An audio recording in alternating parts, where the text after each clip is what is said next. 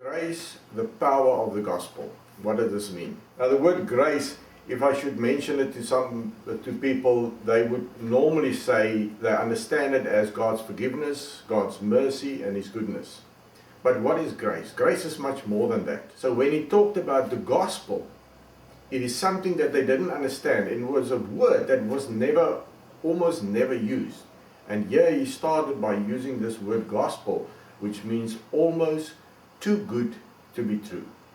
This is the power that Paul is praying and said, I pray that your eyes will be enlightened, that you can see the glorious power and the hope that is in us. And he says this is the same power that God used to raise Christ from the dead. So this power that he's talking about is this miraculous power that Jesus Christ demonstrated in his life and more. He said, you are in error because you do not know the scriptures or the power of God.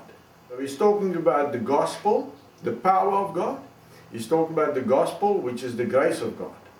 Grace is the fullness of what God did on the cross to conquer everything.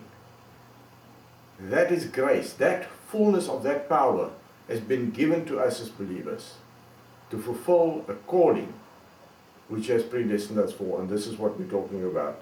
We need to understand when the Bible talks about the grace of God, it is this full power, it is the gospel. The gospel is the full power of God that now lives in us.